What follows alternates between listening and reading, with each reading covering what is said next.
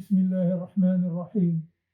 الحمد لله أهل الحمد ووليه، والهادي إليه والمثيب به، حمدا يكافئ نعمه ويوافي مننا ويوجب مزيدا. والصلاة والسلام على سيد الخلق، صاحب المقام المحمود والحوض المورود، وعلى آله وصحبه، وبعد.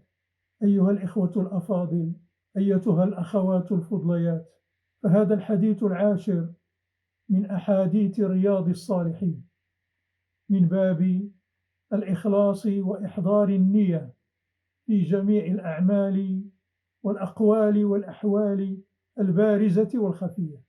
عن أبي هريرة رضي الله عنه قال: قال رسول الله صلى الله عليه وآله وسلم: صلاة الرجل في جماعة تزيد على صلاته في سوقه وبيته 27 درجة، وذلك أن أحدهم إذا توضأ فأحسن الوضوء ثم أتى المسجد لا يريد إلا الصلاة، لا ينهزه إلا الصلاة، لم يخط خطوة إلا رفع له بها درجة وحط عنه بها خطيئة حتى يدخل المسجد. فإذا دخل المسجد كان في الصلاة ما كانت الصلاة هي تحبسه، والملائكة يصلون على أحدكم ما دام في مجلسه الذي صلى فيه، يقولون: اللهم ارحمه، اللهم اغفر له، اللهم تب عليه، ما لم يؤذي فيه، ما لم يحدث فيه. متفق عليه، وهذا لفظ مسلم رحمه الله. أيها الإخوة والأخوات في الله، صلاة الجماعة كما تعلمون من أفضل القربات التي يتقرب بها العبد إلى ربه عز وجل، حيث ضاعف الله ثوابها أضعافا كثيرة عن الصلاة منفردة. وفي هذا الحديث يخبر النبي صلى الله عليه وآله وسلم بفضل صلاة الجماعة، وأنها تفضل وتزيد في الأجر على صلاة المنفرد في عمله أو في بيته 27 درجة في الأجر والثواب. والبضع ما بين 3 إلى 9 وقيل إلى 10. وفي الصحيحين ورد تحديد العدد بقوله صلى الله عليه وآله وسلم في رواية 27 درجة، وفي رواية 25 درجة. وهذا الاختلاف راجع لاختلاف أحوال المصلين والصلاة، فيكون لبعضهم 25 ولبعضهم 27، وذلك بحسب كمال الصلاة ومحافظته على هيئتها وخشوعها وكثرة جماعتها وفضلهم وشرف البقعة. وقيل: إن ذكر القليل لا ينفي الكثير، وهذا قول من لا يعتبر مفهوم العدد. والسوق سميت بذلك لأن الناس يسوقون إليها بضائعهم، أو لأنهم يقومون فيها أو يقفون فيها على ساق. قال الحافظ ابن حجر العسقلاني رحمه الله في الفتح: مقتضى الحديث أن الصلاة في المسجد جماعة تزيد على الصلاة في البيت جماعة وفرادا. قال ابن دقيق العيد رحمه الله: والذي يظهر لي أن المراد بمقابل الجماعة في المسجد الصلاة في غيره منفردة، لكنه خرج مخرج الغالب في أن من لم يحضر الجماعة في المسجد صلى منفردا. قال: وبهذا يرتفع إشكال من استشكل تسوية الصلاة في البيت والسوق، ولا يلزم من حمل الحديث على ظاهره التسوية المذكورة، إذ لا يلزم من استوائهما في المفضولية عن المسجد ألا يكون أحدهما أفضل من الآخر، وكذا لا يلزم منه أن تكون الصلاة جماعة في البيت والسوق لا فضل فيها على الصلاة منفردا، بل الظاهر أن التضعيف المذكور يختص بالجماعة في المسجد والصلاة في البيت، يختص بالجماعة في المسجد، والصلاة في البيت مطلقا أولى منها في السوق كذلك، لما ورد من كون الأسواق محلا للشياطين في الحديث الذي رواه مسلم رحمه الله في صحيحه عن سلمان الفارسي رضي الله عنه عن النبي صلى الله عليه وآله وسلم قال له مخاطبا: لا تكونن إن استطعت أول من يدخل السوق ولا آخر من يخرج منها، فإنها معركة الشيطان وبها ينصب رايته، والصلاة جماعة في السوق والبيت أفضل من الانفراد.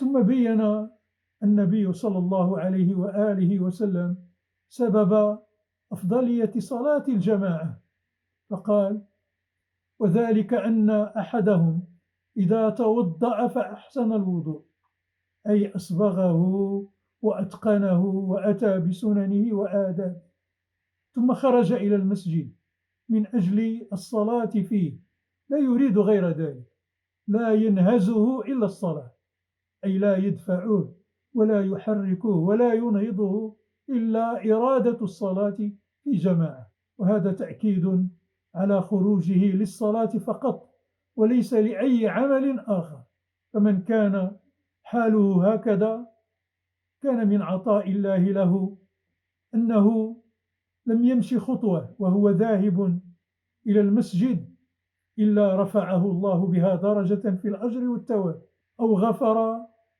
الله له بكل خطوة يخطوها إلى المسجد ذنبا، والدرجة بفتح الدال المرتبة والمنزلة. ثم يحتمل أن تكون حسية في الجنة، وأن تكون معنوية بمعنى ارتفاع رتبته. ثم أخبر صلى الله عليه وآله وسلم أنه لا تزال الملائكة تستغفر وتدعو له مدة بقائه ودوامه في مسجده الذي صلى فيه منتظرا الصلاة، قائلة: اللهم ارحمه، اللهم اغفر له، اللهم تب عليه.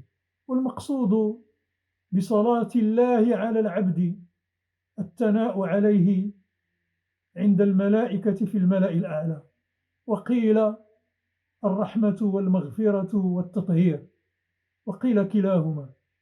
وتستمر الملائكة في دعائها للعبد هكذا ما لم يحدث فيه، أي ما لم يفسد وضوءه، وقيل ما لم يرتكب معصية كالغيبة والنميمة، وما لم يؤذي فيه، أي ما لم يصدر عنه ما يتأدى به بنو آدم أو الملائكة.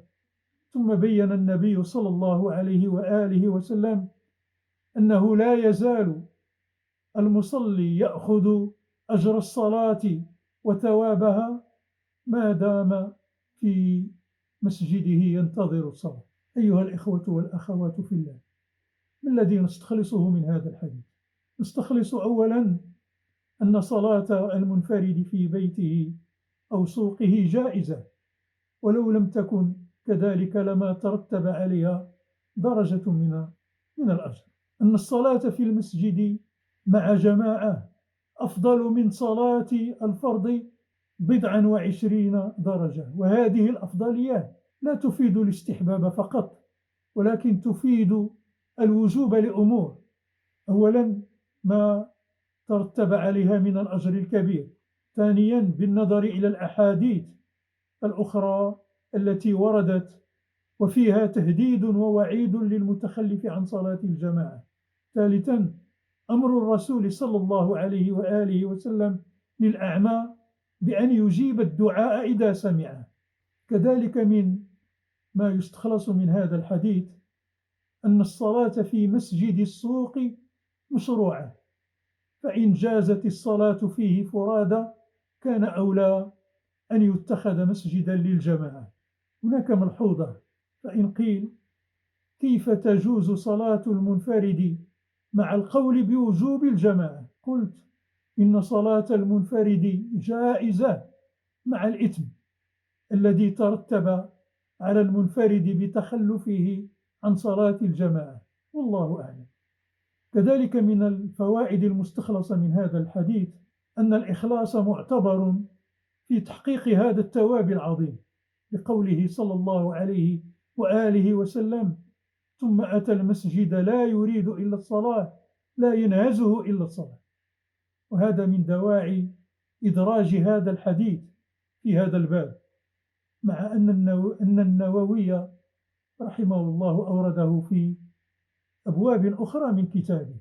كذلك من الفوائد المستخلصة من هذا الحديث أن من وظائف الملائكة الدعاء للمؤمنين والاستغفار لهم، كما ورد في قوله تعالى في سورة غافر، يعني في الآيات 7 و8 و9 يعني من هذه السورة، يقول ربنا سبحانه وتعالى: الذين يحملون العرش ومن حوله يسبحون بحمد ربهم ويؤمنون به ويستغفرون للذين آمنوا ربنا وسعت كل شيء رحمة وعلما فاغفر للذين تابوا واتبعوا سبيلك وقهم عذاب الجحيم ربنا وأدخلهم جنات عدن التي وعدتهم ومن صلح من آبائهم وأزواجهم وذرياتهم إنك أنت العزيز الحكيم وقهم السيئات ومن تق السيئات يومئذ فقد رحمته وذلك هو الفوز العظيم. كذلك من الفوائد المستخلصة من هذا الحديث استحباب انتظار الصلاة إلى الصلاة، وبيان أفضلية الصلاة على غيرها من الأعمال، تحسين الوضوء وفضله في البيت والخروج بهذا الوضوء إلى المسجد، واستحباب بقاء المسلم على وضوئه، كذلك فضل المشي إلى المسجد، وكذلك كون الأعمال الصالحة مكفرات للذنوب. كذلك من الفوائد المستخلصات والله أعلم تفضيل صالح الناس على الملائكة، لأنهم يكونون في تحصيل الدرجات بعبادتهم، والملائكة مشغولون بالاستغفار والدعاء لهم. نسأل الله أن ينفعنا بما علمنا ويتجاوز برأفته عن زللنا ويوفقنا لصواب القول والعمل ويجعل تعلمنا وتعليمنا لوجهه الكريم إنه سميع قريب. وصلى الله وسلم وبارك على نبينا محمد الذي لولاه لما وصلنا هذا العلم الجليل، والحمد لله رب العالمين.